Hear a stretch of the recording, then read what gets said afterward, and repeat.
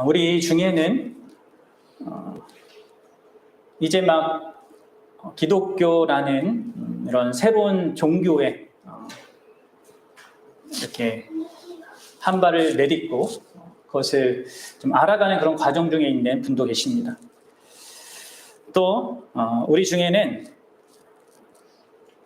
그동안 예수님을 믿어왔는데 갑작스럽게 예수님에 대한 어떤 그런 의심, 의문, 진짜 그분이 하나님이신가? 진짜 그분이 살아계신 분인가?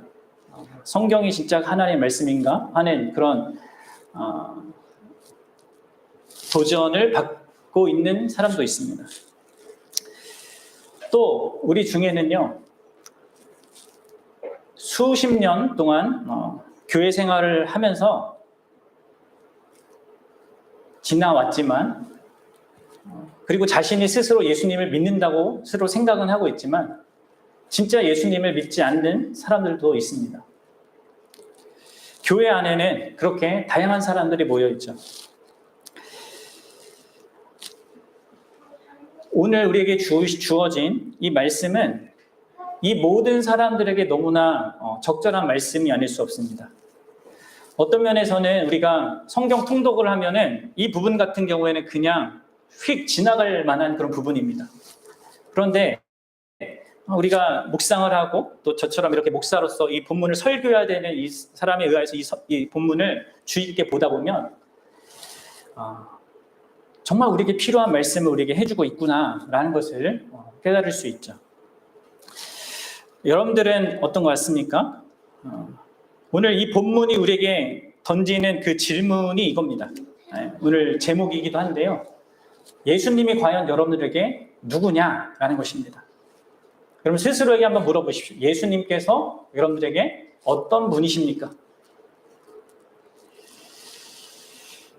특별히 앞서 얘기한 사람들, 처음 예수님에 대한 이야기를 듣고 교회에 와서 이런 것을 들으면서 아직 잘 모르겠다 하시는 분들, 너무나 정상적인 상태입니다. 또 예수님을 믿어오다가 예수님에 대한 어떤 의심과 의문이 들어서 그것에 대해 질문하는 사람, 이것도 여러분들 한편으로는 부정적으로 보이지만 사실 좋은 현상이에요. 정직한 거죠. 그런데 가장 심각한 문제에 있는 사람들은 어떤 사람이냐면 자기가 행하고 있는 그런 종교 행위 속에서 자기 스스로 그냥 나는 예수님을 알고 믿고 있어라고 착각하는 사람들입니다. 다만 일주일의 삶 동안에 내 멋대로 살다가 주일날, 일요일날 교회에 나와서 단 하루 종교적인 행위를 하면서 그런 행위들로 자신이 하나님을 믿고 있다, 예수님을 믿고 있다라고 그렇게 암시를 걸면서 살아가는 거죠. 그것을 당연시 여기는 사람이 있습니다. 예수님 옆에 항상 붙어 있었던 가롯 유다처럼 말이죠. 그래서 여러분들 오늘 우리는 저는 여러분들과 오늘 본문을 통해서 이 부분을 좀 진지하게 좀 생각해 보려고 해요. 특히 오늘 본문은 앞서 말씀드린 그 두 부류의 사람들, 기독교가 뭐지? 예수님이 누구지? 진짜 호기심을 갖고 이렇게 찾는 사람, 혹은 예수님에 대해서 진짜 어떤 의문을 갖는 사람에게도 답이 될 거고요. 특별히 진짜 내 믿음이 진짜인가 아닌가 이것을 확인케 하는, 그냥 신앙생활이라는 걸 하면서 나름 난 예수님 믿는 사람이야 이렇게 그렇게 정의 내린 자들에게도 그 자신을 직면하게 될 그런 말씀이 될 겁니다. 여러분, 제가 간절히 부탁드리는데 우리 지체들은 진짜 자기 자신을 잘 살피는 자들이 되었으면 좋겠습니다. 여러분들 교회 안에서 결국 나중에 하나님, 예수님 앞에서 난 너를 도무지 모른다 이렇게 선언받게 되는 자들이 있잖아요. 그렇죠? 반드시 있게 되거든요. 그런 사람들은 전혀 자기를 돌아보지 않기 때문입니다. 자기가 갖고 있고 자기가 할 수 있는 것 선에서 자기가 판단하고 있기 때문이죠. 그래서 자기 자신을 꼭 돌아보셔야 돼요. 정직하게 자기 자신을 봐야 합니다. 자, 오늘 본문에는요, 예수님 당시 때 예수님이 누구냐라는 이 질문에 대한 다양한 반응을 보이는 자들이 등장하고 있습니다. 이 질문은 예수님 당시 때부터 그분을 만난 모든 사람들이 던진 질문입니다. 그리고 역사 가운데 모든 세대마다 던지고 그 답을 거듭해서 얻을 필요가 있는 질문입니다. 특별히 우리 부모님들도 진짜 잘 들으셔야 합니다. 자기만 이 답을 가져야 할 뿐만 아니라 우리가 사랑하고 우리가 진짜 온 힘을 다해서 섬기는 우리 아이들도 이 질문을 할 줄 아는 자들이 되어야 되고 이 질문에 대한 답을 스스로 가져야 합니다. 그냥 엄마, 아빠 나 예수님 믿어 이런 소리로 그냥 그걸 그래 믿구나 하고 넘어갈 게 아닙니다. 진짜 물어보셔야 돼요. 진짜 믿고 있는 것인지. 그럼 예수님은 누구입니까? 그리고 이에 대한 답을 얻는 것은 무슨 의미입니까? 예수님이 누구냐라는 것은 단순히 지식적인 차원에서 정보를 얻는 것과 관계가 없습니다. 여러분들에게 이 예수님이 누구냐에 대한 정확한 답을 가지고 있고 여러분들이 소유하고 있다면 그것은 여러분들로 하여금 여러분들의 삶 전체를 송두리째 바꾸는 그런 일이 될 것입니다. 그게 내가 진짜 답을 가진 것인가 아닌가라는 것의 결정적인 차이인 거죠. 여러분, 우리는 그렇게 예수님을 알고 믿어야 합니다. 예수님이 누구냐라는 그 답을 내가 말을 하는데 내 삶의 패턴이 내가 삶에서 소원하는 것이 이게 세상 사람들과 전혀 다르지 않다라면 그 사람은 그 답을 정보로 알고 있는 겁니다. 지식으로만 알고 있는 거예요. 아닙니다. 제가 계속해서 요한복음 지금 6장 이후에 이게 강의를 하면서 여러분들 말씀드리죠. 예수님을 아는 것은 모든 것을 바꾸는 거예요. 하나님에 대한 이해도 그렇고 나 자신에 대한 이해도 그렇고 모든 관계에 대한 이해도 그렇고 삶에 대한 이해, 내가 살아가는 삶의 목적과 동기가 다 달라집니다. 내가 예수님이 누구냐라는 이에 대한 제대로 된 답을 갖고 있다면 그렇다는 것이죠. 여러분들이 어떠한지 분명한 답을 갖고 있는지 그것을 다시 한번 스스로에게 질문해 보십시오. 예수님이 여러분들에게 누구입니까? 자, 먼저 여러분들 예수님에 대해서 궁금해하는 사람들, 또 예수님에 대해서 의심하는 사람들에 대한 그러한 적절한 그런 내용이 이제 먼저 여러분들에게 주어질 텐데요. 예수님이 누구냐에 대한 대답 가운데 전혀 불가능한 세 가지 대답을 먼저 생각해 보겠습니다. 그리고 마지막으로 이제 예수님이 누구냐에 대한 유일한 대답, 그것이 무엇인지를 보겠어요. 자, 먼저 예수님이 누구냐라고 할 때 어떤 사람들은 오늘 본문 12절에 나온 무리들 중에 이 사람들처럼 예수님은 선한 사람이다라고 규정하는 사람도 있습니다. 예수님은 좋은 사람이야, 아주 훌륭한 사람이야, 위대한 선생이야, 이렇게 말하는 사람들이 있습니다. 왜 이들은 그렇게 말했을까요? 그것은 예수님께서 각종 병자들 불쌍히 여겨주셨기 때문인 것이죠. 아무도 가까이 하려고 아는 사람들을 가까이 해주셨기 때문입니다. 또 그 당시 종교 지도자들과 달리 특별한 권위로 또 독특하고 신선한 가르침을 베푸셨습니다. 그것을 직접 경험하거나 소문으로 들었겠죠. 그래서 예수님을 선한 사람이다, 좋은 사람이라고 이렇게 여겼습니다. 그러나 이것은 예수님을 아주 겉핥기식으로 아는 것뿐이었죠. 여러분들, 예수님의 다른 주요 특징들을 여러분 생각해 보십시오. 그분은 결코 선한 사람이라고 여겨질 수 없는 모습을 드러내십니다. 어떻게 해요? 예수님이 하신 모든 말씀, 특별히 6장에서 하신 말씀을 생각해 보세요. 예수님의 모든 주장과 모든 가르침에는요, 이게 조금 나쁘게 보면 이렇게 여겨질 수 있거든요. 심각하게 자기중심적이에요. 여러분 아십니까? 예수님의 모든 가르침은요, 전부 자신이 어떤 존재인지, 내가 무엇을 하러 이 땅에 왔는지, 내가 얼마나 중요한 대상인지, 이런 것을 드러내는데 자기 초점과 그 목적이 있었습니다. 성부 하나님과 자신의 관계에 대해서 말씀하실 때도 그분은 자신이 이 성부 하나님과 어떻게 유일무이한 관계를 맺고 있는지를 얘기하셔요. 그래서 요한복음 5장에 가면 이렇게 얘기해요. 5장 23절과 24절인데 잘 들어보세요. 이는 모든 사람으로 아버지를 공경하는 것 같이 아들을 공경하게 하려 하심이라. 아들을 공경하지 아니하는 자는 그를 보내신 아버지도 공경하지 아니하느니라.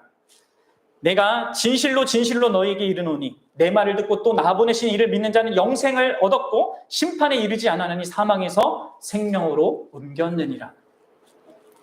여러분들 보십시오.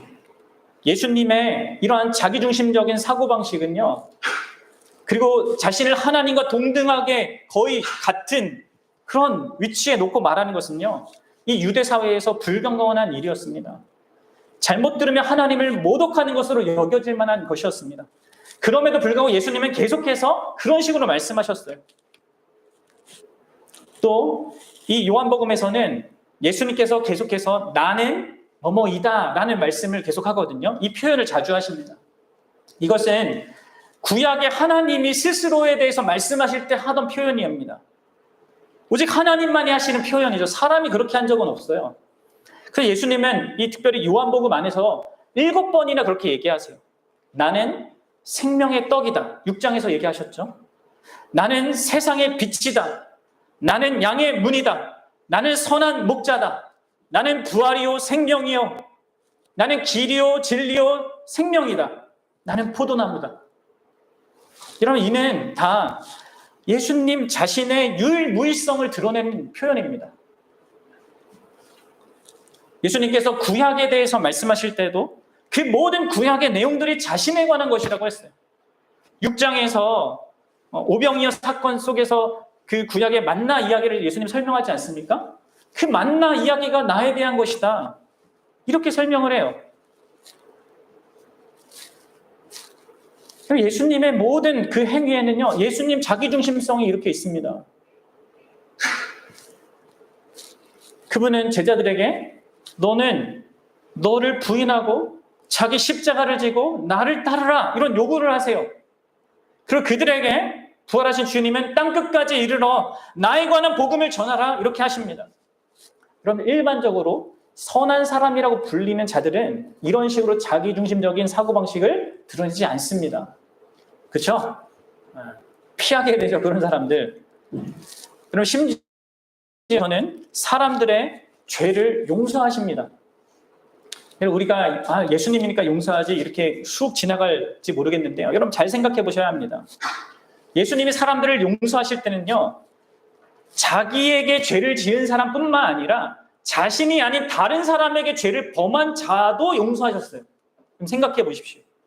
예수님이 단순히 선한 사람이라면, 단순히 좋은 사람이라면 지금 예수님이 하는 얘기는 정신 나간 이야기죠. 어떻게 자신에게 죄를 짓지 않은 다른 사람의 죄를 자신이 어떻게 용서할 권한을 가진 것처럼 말씀하시는 겁니까? 선한 사람이? 여러분, 용서의 권한은 해를 입은 사람이 해를 끼친 사람에게 갖는 것입니다. 여러분들이 제 돈을 훔쳤으면 제가 여러분들을 용서할 권한을 갖는 거잖아요. 그런데 자기 돈을 도난당하지도 않았으면서 다른 사람의 돈을 훔친 사람의 죄를 용서해 주겠다는 거, 예수님은. 그건 아무리 생각해도 선한 사람이라 할 수 있습니까? 그리고 누가복음 7장에 가면 죄진 한 여인이 예수님께 찾아와서 향유를 담은 그 옥합을 깼지 않습니까? 예수님의 발에 그것을 붓고 눈물로 예수님 앞에 회개하는데요. 예수님이 그 여인에게 이렇게 선언합니다. 이 여자에게 이르시되 내 죄 사함을 받았느니라. 그러자 함께 있던 자들이 이렇게 반응해요. 함께 앉아있는 자들이 속으로 말하되 이가 누구이기에 죄도 사하는가? 예수님께 죄를 범한 게 아니었어요. 그렇죠? 그런데 그 여인의 죄를 사한다고. 그럼 이러한 사실에 대해서 C.S. 루이스는 이렇게 얘기했어요. 그는, 예수님이죠. 예수님은 사람들에게 그들의 죄가 용서받았다고 선언했고 그들의 죄의 피해를 입은 이들의 의견을 구하지도 않았다. 그분은 일만의 망설임도 없이 스스로 가장 피해를 입은 당사자인 양 행동했다. 이것은 그가 정말 하나님일 경우에만 이해할 수 있는 행동이다. 모든 죄는 그에게 그의 사랑에 상처를 입히는 것이기 때문이다. 그렇습니다, 여러분들. 이런 모습을 갖고 행동을 하는데 어떻게 예수님을 단순히 선하다, 선한 사람이라 할 수 있겠습니까? 그리고 가장 결정적으로 예수님께서는 스스로를 하나님이라고 말씀하셨어요. 요한복음 8장 58절을 보면 예수님 이렇게 얘기합니다. 예수께서 이르시되 진실로 진실로 너에게 이르노니 아브라함이 나기 전부터 내가 있느니라. 무슨 말씀입니까? 아브라함, 지금 1500년, 2000년 전에 있었던 예수님 당시 때 전에 있던 아브라함을 언급하면서 그보다 내가 먼저 있었다고 이렇게 얘기하고 있습니다. 시간을 초월하여 계신 하나님 자신이라고 지금 드러내고 있는 겁니다. 그러자 이번에도 사람들이 돌을 들어서 예수님을 치려고 했죠. 요한복음 20장에 가면 또 도마도 등장해요. 부활하신 예수님을 못 믿겠다고 내가 그 손에 그 옆구리에 손가락을 넣어봐야 믿겠다고 하는 그 의심하는 도마에게 예수님이 이렇게 또 말씀하세요. 들어보세요. 도마에게 이르시되 내 손가락을 이리 내보고 내 손을 보고 내 손을 내밀어 내 옆구리에 넣어보라. 그리하여 믿음 없는 자가 되지 말고 믿는 자가 되라. 그리고 여러분들 진짜 넣어보잖아요. 그리고 나서 도마가 뭐라고 합니까? 도마가 대답하여 이르되 나의 주님이시요 나의 하나님이시니이다. 예수님을 하나님이라고 고백해요. 그래서 예수님이 29절에서도 이렇게 얘기합니다. 예수님께서 이르시되 너는 나를 본고로 믿느냐? 보지 못하고 믿는 자는 복되도다 하시니라. 예수님은 여기서도 도마의 그 하나님입니다라는 그 고백을 그대로 수용하면서 29절과 같이 그렇게 얘기하시는 겁니다. 나를 보고 믿는 자도 복되지만 보지 못하고 믿는 자들 진짜 복되다. 이러한 모든 증거들을 비추어 봤을 때 예수님은 단순히 좋은 사람일 수가 없는 거죠. 그렇죠? 자, 그렇다면 두 번째 불가능한 대답은요. 예수님을 미혹하는 자로 보는 것입니다. 12절 하반절을 보십시오. 무리 중에 어떤 사람들은 무리를 미혹하는 자다라고 예수님을 평가했습니다. 한마디로 예수님이 사기꾼이라는 거죠. 이는 예수님께서 수많은 사람들의 시선을 끌고 인기와 명예를 얻고자 자신을 메시아라고 주장했고 그럴듯한 말솜씨와 마술 같은 기적들을 보여서 사람들을 미혹시켰다는 거예요. 여러분들은 어떻게 생각하십니까? 여러분, 이것은 우리가 앞서 6장을 살피면서 확인하지 않았습니까? 전혀 사실과 다른 그런 주장이죠. 이해이죠. 예수님은 오병이어 기적을 베푸셨고 그래서 사람들의 인기와 그런 관심을 얻었습니다. 사람들이 우리의 왕이 되어달라고 막 요구했습니다. 예수님 어떻게 하셨어요? 예수님 그 모든 그들의 요구를 단칼에 거절하셨어요. 다 그들을 흩어보내셨습니다. 게다가 예수님은 그 오병이어 기적을 보고 그래도 이 예수님을 붙들면 뭔가 있겠다 하고 막 끝까지 쫓아온 사람도 있잖아요. 그 사람들에게 아주 심각한 이야기를 하셨죠. 내 살을 먹고 내 피를 마셔야 한다. 이런 이야기를 하니까 그 예수님을 쫓아왔던 사람이 다 도망갔습니다. 심지어 예수님 가까이 했던 제자들조차 예수님을 선생이라고 모시고 쫓았던 그 제자들조차 12제자만 남고 다 떠났어요. 그래서 여러분들 예수님의 형제들이 답답해서 초막절이 되었으니까 좀 예루살렘에 올라가서 사람들 좀 모으십시오. 이렇게 요구했던 거 아닙니까? 예수님은 사기꾼일 수가 없어요. 만약에 예수님이 사기꾼이라면 그분은 이 세상 역사 가운데 최고의 사기꾼일 것입니다. 왜냐하면 그분이 자신을 하나님이라고 했기 때문에 그렇습니다.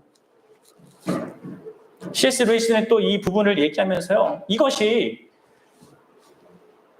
인도와 같이 범신론이 있는 그런 지역 문화에서 어떤 한 사람이 얘기한 게 아니라 유신론, 그러니까 하나님은 오직 한 분이라고 믿는 유일한 종교. 고대 사회에서 이 이스라엘이 유일했거든요. 유대교가 유일했거든요. 모든 사람들이 다 신을 믿었잖아요. 오직 유대인들만 유일신을 믿었습니다. 그래서 이 유일신을 믿는 것 때문에 핍박당하고 그것 때문에 어려움도 처했던 사람들이 유대인들이에요. 지키고 있거든요. 수천 년이 지난 지금까지도. 근데 그런 문화 속에서 예수님께서 자신이 하나님이라고 이렇게 얘기하고 있는 겁니다. 이게 얼마나 엄청난 주장입니까? 그러니까 인도에서 난 하나님이다 이렇게 얘기하면 그런가 보다 합니다. 왜냐하면 다 신이니까. 그런데 하나님은 오직 하나님 한 분 하나님이고 그분은 우리와 격차가 있고 우리 넘어서서 있고 그분이 세상을 창조했고 주관하시는 분이라고 믿는 유대인들에게는 그러한 유대인의 어떤 정서와 사회적인 분위기와 인식 속에서 내가 하나님이라 얘기하는 것은 정말 충격적인 이야기인 거예요. 그게 사실이 아니라면 진짜 사기꾼 중에 사기꾼인 거죠. 진짜 모든 걸 뛰어넘어서 그렇게 하는 겁니다. 그리고 그분이 만약에 진짜 미혹하는 자라면 세상에서 가장 악랄한 사기꾼일 것입니다. 그럼 왜 그렇습니까? 그분이 진짜 하나님이 아닌데도 자신을 하나님이라고 했기 때문에 그것은 마귀가 하는 짓이거든요. 하나님을 흉내내는 것, 사탄이 하는 거 아니겠습니까? 그분은 인류가 심각하게 타락했고 자신이 행하는 구원의 일이 아니고는 그 타락에서 벗어날 길이 없다고 주장하셨습니다. 하나님은 거룩한 분이기 때문에 거룩하지 않은 우리가 하나님께 나갈 수도 없고 기도할 수도 없고 영적인 진리를 깨달을 수 없다고도 말씀하셨습니다. 그분은 우리의 가장 결정적인 죄의 문제를 해결하기 위해 오셨다고 가르쳤고 우리 죄를 위해서 죽으셨고 하나님의 그 심판을 우리 대신 스스로 감당하셨다고 그래서 자신을 믿는 모든 자들을 구원하실 거라고 말씀하셨어요. 이는 진짜 놀랍고 복된 소식이고 진짜 기쁨의 소식이죠. 그렇죠? 위대한 소식이죠. 물론 이 진리가 참일 때만 그렇습니다. 예수님의 이 모든 말씀이 진리가 아니고 거짓에 불과하다면 여러분들 역사상 그분을 믿어왔던 모든 기독교인들은 세상에서 가장 비참한 자들입니다. 그리고 예수님은 지옥에서 온 악마가 분명한 거죠. 예수님의 말씀이 진리가 아니라면 그는 수억의 사람을 망하게 한 것이죠. 수많은 사람들을 영원한 절망에 빠지게 한 것입니다. 여러분들도 제가 이렇게 하고 있는 게 의미가 없는 거죠. 그럼 여러분들 예수님이 진짜 그렇게 하셨습니까? 그분이 진짜 미혹하는 자입니까? 그러면 마태, 마가, 누가, 요한복음을 진짜 상세히 읽어보십시오. 그분은 결코 미혹하는 자가 아니었습니다. 사기꾼이 아닙니다. 그분의 삶과 그분의 가르침을 살펴보십시오. 그리고 그분에 대한 사람들의 반응을 보십시오. 그분은 결코 미혹한 자일 수가 없습니다. 그러면 세 번째로 예수님에 대한 또 다른 그런 견해를 보이는 사람들이 있는데요. 오늘 본문에는 안 나오지만 20절에 그렇게 반응한 사람도 있습니다. 20절에 보면 7장 20절 우리가 대답하되 당신은 귀신이 들렸도다. 누가 당신을 죽이려 하나이까? 그렇습니다. 어떤 사람들은 예수님을 미치광이로 봅니다. 왜 그렇습니까? 자기 스스로를 하나님이라고 했으니까. 예수님은 심한 과대망상증을 앓고 있었던 환자라는 것이죠. 이런 역사 가운데 그런 사람들이 종종 있었습니다. 그래서 사람들을 많이 인기를 얻고 막 이끌었던 사람들이 있죠. 우리 북한의 첫 그 수상이었던 김일성도 과대망상증을 앓고 있었대요. 유대인을 600만이나 학살한 히틀러도 과대망상증이라는 병을 앓고 있었답니다. 프랑스의 나폴레옹도 그랬대요. 예수님도 그럴 가능성이 있습니까? 예수님의 그 모든 생애를 기록한 이 복음서를 살펴보십시오. 그분의 인격과 그분의 성품과 그분의 삶이요, 이 주장을 허뭅니다. 그분은 가장 현명한 분이었고 가장 친절한 분이셨으며 권위 있는 말씀으로 놀라운 가르침을 베푸셨습니다. 어떤 경우에도 침착하셨고 어떤 일에 놀라거나 성질을 부리지 않으셨습니다. 항상 일관된 태도와 삶의 모습을 보이셨죠. 게다가 예수님에 대한 사람들의 반응도 이 주장을 허물어요. 보통 사람들은 예수님 앞에 두 가지 반응을 보였습니다. 그분 앞에 굴복하여 그분을 따르든지 아니면 가격하게 그분을 반대하여 대적하든지 둘 중에 하나였습니다. 여러분들 사람이 미친 사람에게는 그렇게 반응하지 않습니다. 그 미친 사람이 어떤 비이성적인 행동 때문에 기분 나빠할 수는 있어도 대부분의 사람들은 어떻게 대하겠습니까? 미친 사람이 있어요. 어떻게 해야 돼요? 피하죠. 무시하죠. 그 사람의 행동이 너무 위험하다 그러면 아마 가둬놓을 겁니다. 그 거라사의 그 괴인처럼 쇠사슬로 묶어두는 거죠. 미친 사람을 죽이려 하진 않습니다. 그런데 예수님을 반대하는 그런 대적들은 예수님을 죽이려고 했어요. 예수님이 진짜 그렇게 귀신 들린 자라면 그렇게 반응할 이유가 없는 것이죠. 따라서 여러분 이런 세 번째 대답도 불가능한 겁니다. 그래서 여러분들 C.S. 루이스는 이렇게 말했어요. 여러분들 지금 처음 복음을 듣는 자든 예수님에 대한 의심을 갖고 있는 자든 잘 들어보십시오. 그리고 우리 잘 믿고 있다고 생각하는 분들도 잘 들어보십시오. 내가 이렇게 예수님 믿는 건지. 자, 이제 여러분들은 선택해야 합니다. 이 사람은 하나님의 아들이었고 지금도 하나님의 아들입니다. 그게 아니라면 미치광이거나 그보다 못한 인간입니다. 당신은 그를 바보로 여겨 입을 틀어막을 수도 있고 악마로 여겨 침을 뱉고 죽일 수도 있습니다. 아니면 그의 발 앞에 엎드려 하나님이여 주님으로 부를 수도 있습니다. 그러나 위대한 인류의 스승이니 어쩌니 하니 하는 선심성 헛소리에 편승하지 맙시다. 그는 우리에게 그럴 여지를 처음부터 주지 않았습니다. 그에게는 그럴 여지를 줄 생각이 처음부터 없었습니다. 여러분들 그렇습니다.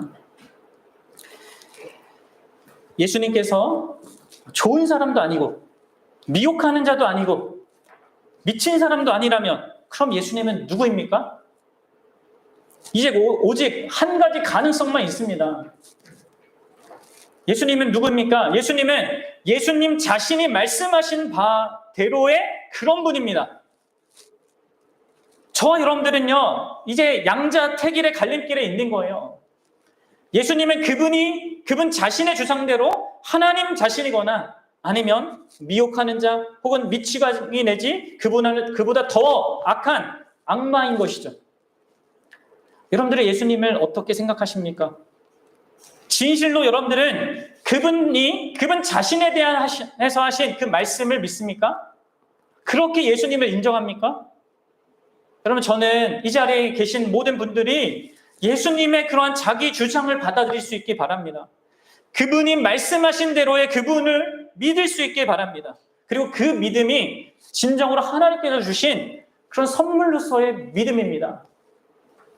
그것이 아니라면 의심이 여러분들이 아직도 여전히 조금이라도 남아있다면 적어도 그분의 주장을 믿으려는 그런 태도를 보일 수 있기 바라요. 그리고 진지하게 고민해 보십시오. 진짜 예수 그리스도가 누구냐? 이 질문을 절대 회피하지 말고 물어보셔야 합니다. 그리고 답을 얻으셔야 합니다. 그리고 그 답을 얻기 위해서 뭘 해야 됩니까? 사복음서를 읽으셔야 합니다. 마태, 마가, 누가, 요한복음 중에 한 개를 딱 정해서 주의 깊게 따져보면서 읽으십시오. 예수님이 과연 좋은 사람인지, 사기꾼인지, 미친 사람인지, 아니면 하나님인지 그 질문을 던지면서 읽어보십시오. 다만 여러분들 읽기 전에 이 기록된 성경을 이해할 수 있도록 도와달라고 하나님께 구하십시오.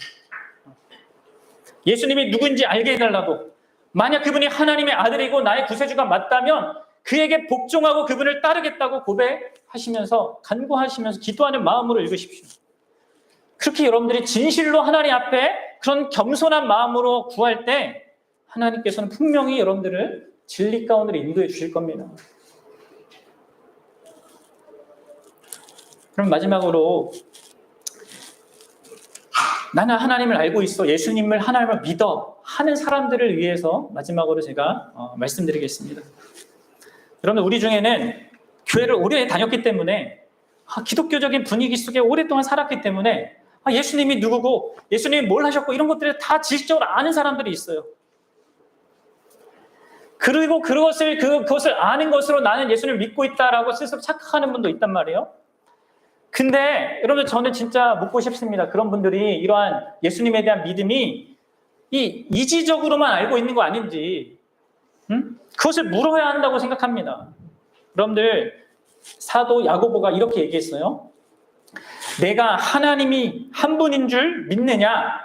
잘하는도다. 귀신들도 믿고 떠느니라. 여러분 잘 보세요.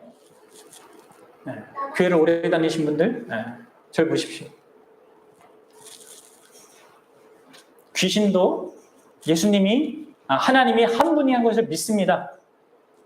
예수님이 죄인을 위하여서 이 땅에 오셨다는 것을 믿습니다. 압니다. 사단과 귀신만큼 확실하게 아는 자들이 없습니다. 근데 여러분 이들에게는 뭐가 없습니까? 이들에게는 뭐가 없습니까? 확실히 너무나 잘 알죠. 우리는 잘 모른 체하고 막 고민해도 이들은 고민도 안 해요. 확실히 알아요. 근데 뭐가 없어요? 야고보 사도가 이렇게 얘기해요. 잘 들어보십시오. 영혼 없는 몸이 죽은 것 같이 행함이 없는 믿음은 죽은 것이니라 합니다. 믿음에 뭐가 없다고요?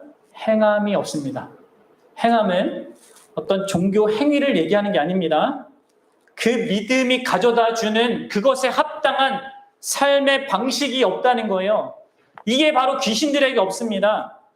곧 예수님을 믿긴 하지만 그 예수님을 믿고 신뢰하며 그분에게 자기 전부를 의탁하며 그분에게 기쁨으로 순종하는 것이 귀신들에게는 없습니다. 믿는다고 하는 여러분에게 이러한 참된 믿음이 있는지, 믿음의 행함이 있는지를 보셔야 합니다. 혹시 우리는 오늘 본문에서 예수님에 대해 나름 호감을 가지면서 좋은 분이다 하는 미혹하는 자 아니야? 이렇게 고민하는 자 정도 수준으로 예수님을 믿거나 이해할 수 있거든요. 그리고 여러분 그게 아니라 내가 진짜 예수를 믿는지 아닌지를 명확하게 확인해 볼 수 있는 그 가늠자가 있습니다. 그거 오늘 본문 13절에 나타나고 있거든요. 우리 13절을 한번 읽어보도록 하겠습니다. 13절입니다. 시작. 그러나 유대인들을 두려워함으로 드러나게 그에 대하여 말하는 자가 없더라. 자, 여러분들 예수님에 대해서 호감을 지금 가진 자들 있잖아요. 이들이요, 막 예수님에 대해서 막 묻다가 갑자기 그것을 이렇게 말하지 않아요. 왜 그래요? 13절에 보니까 뭐 때문에? 유대인들이 두려워서. 여기서 유대인들의 종교 지도자들을 얘기하는 거예요. 이들이 두려워서 갑자기 예수님에 대해 얘기하는 것을 훅 접습니다. 무슨 의미일까요? 이들은 안 겁니다. 예수님에 대해서 자꾸 얘기하고 관심을 보이면 그 유대 사회에서 지도자인 이 종교 지도자들에게 핍박을 받거든요. 그 유대 사회에서 쫓겨나게 됩니다. 추방당합니다. 예수님을 알고 관심을 갖고 쫓아다니면. 그러니까 여러분들 지금 이 호기심을 가졌던 사람들이 예수님에 대해 가졌던 그것은 뭐예요? 어떤 차원에서만 가진 겁니까? 자신의 생존과 자신의 삶의 유익의 차원에서 이 예수님에 대한 호기심 정도만 가진 거예요. 그리고 그 생존과 삶의 유익이 뭔가 손해를 가져오는 것처럼 여겨지지 어떻게 합니까? 그 질문을 쑥 이렇게 닫아버리는 거죠. 그로 말미암아 이들은 참 생명을 얻을 기회를 잃어버렸습니다. 사랑하는 여러분, 진짜 내가 믿는 것인가 아닌가를 결정하는 가장 큰 시금석 중에 하나가 이겁니다. 여러분, 다시 한번 부탁드려요. 다시 자신에게 물어보십시오. 내가 예수님을 믿는 그것이 나의 생존, 내가 살아가는 이 땅의 내 생명, 이것 좀 더 유지해보는 것과 또 내 삶이 어떤 유익을 좀 가져다 주는 차원에서 내가 예수님을 알고 믿고 따르려고 하는 거 아닌가라는 것이죠. 여러분들이 예수님에게 관심 없는 이유가 내 생존과 삶의 유익 차원에서 도움이 안 되니까 관심이 없는 거 아닌가 생각해 보셔야 한다는 거예요. 호기심을 보였던 사람들, 그러다가 전혀 예수님을 생각하지 않았던 사람들, 이거 주일날 하나님 좀 생각하다가 일상에 딱 들어가서 하나님 완전 잊고 사는 사람들하고 똑같은 거잖아요. 뭐예요? 자기 생존과 삶의 유익 차원에서 예수님에 관심을 보인 자들이에요. 그리고 그게 위협이 되자 곧 그 관심을 다 접습니다. 그러나 여러분들 참된 믿음은 우리의 생존이 아니라 우리의 삶의 유익이 아니라 예수님 때문에 예수님을 믿습니다. 예수님 때문에 그분을 더 알고자 합니다. 예수님 때문에 그분을 신뢰합니다. 예수님 때문에 그분께 순종하고자 합니다. 이게 예수님을 알고 그분에 대한 참된 믿음의 반응이에요. 왜 그래요? 예수님은 좋은 사람도 아니고 미혹하는 자도 아니고 정신 나간 자도 아니고 그분은 하나님이시기 때문에 그렇습니다. 가장 존귀와 영광과 찬양과 모든 것을 받기에, 우리의 모든 것을 받기에 합당하신 모든 만물과 모든 인생과 모든 것들의 주인이기 때문에 통치자이시고 구원주이시고 참으로 우리를 만족하게 하시는 그런 우리의 주인이기 때문에 그분에게 그렇게 반응하는 거죠. 그분이 어떻게 하셨습니까? 한없이 존재적인 큰 차이를 갖는 그런 대상임에도 불구하고 우리와 같이 그분이 낮아지셨습니다. 왜요? 우리가 이 땅에서의 생존, 이게 전부인 줄 알고, 이 땅에서 얻는 유익, 이게 전부인 줄 알고 살아가는 우리들, 그런데 본래 내 자기 죄 때문에 죽을 수밖에 없고 죽음 이후에도 영원한 심판이 기다리고 있는 우리들, 이 땅에 조금 많이 살아도 또 어떤 큰 유익을 얻는다 하더라도 결국 아무 소용이 없는 것을 알면서도 모른 체 하며 살아가는 우리를 구원하기 위해서 그분이 이 땅에 오신 거 아닙니까? 그래서 우리를 깨닫게 하시고 그런 인생에서 구원하셔서 자기 생존과 자기 삶의 유익 차원을 넘어서는 하나님과의 관계 속에서 살게 하시려고 그분이 이 땅에 오셨고 그분이 그것을 위해서 십자가에서 죽어주셨습니다. 여러분, 예수님이 십자가에서 이루신 그 놀라운 구원의 그 일은 우리의 생존을 넘어서는 생명을 주는 일이었고 이 땅의 유익을 넘어서는 하늘의 신령한 복을 가져다주는 그런 일이었습니다. 그래서 여러분들, 예수님을 믿는다는 것은 이 땅의 생존과 이 땅의 유익 차원에서 예수님을 따르는 것이 아닙니다. 이미 우리에게는 생존을 넘어서는 생명이 있는 거죠. 이 땅의 유익을 넘어서는 하늘의 그런 영광과 복됨이 믿는 자에게는 있습니다. 그래서 현재 자신의 생존과 또 이 땅의 어떤 삶의 이익과 이런 것들이 좀 보잘것없더라도 그것으로 낙심하지 않습니다. 뭐 세상 사람들이 부러워하는 뭐를 가진다 할지라도 그것으로 인하여서 우쭐해하지 않습니다. 왜냐하면 그것보다 더 크고 가치 있고 영광스러운 것을 예수님이 주셨기 때문이죠. 이미 그 어떤 것으로도 손해될 것이 없는 인생이 되게 하셨기 때문에 무엇보다도 예수님 그분이 우리와 함께 하시고 영원토록 함께 하시고 우리의 신랑이 되어 주셨기 때문에, 그래서 여러분들, 신자는 즐거이 그분과 그분의 뜻에 헌신하는 겁니다. 기꺼이 자기를 부인하고 자기 십자가를 지고 나를 따르라고 하신 그분의 뜻을 기꺼이 순종하는 거죠. 심지어 자기의 생존과 삶에 손해가 끼쳐진다 할지라도 그렇게 할 수 있는 겁니다.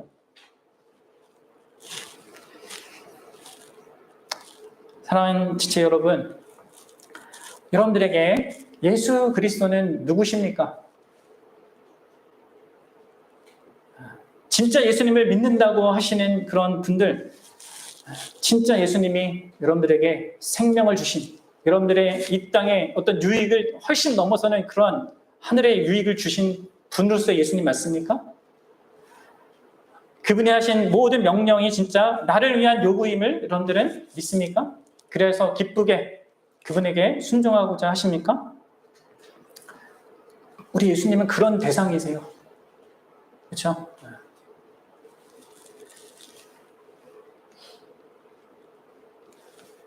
아직 예수님에 대해서 의심을 갖고 또 아직 모르겠다 하신 분들은 진실로 이러하신 예수님을 진짜 하나님 앞에 알도록 구하십시오. 그리고 이렇게 그를 바르게 믿는, 참되게 믿는 자들과 함께 이 복된 삶을 걸어갈 수 있었으면 좋겠습니다. 같이 기도하겠습니다.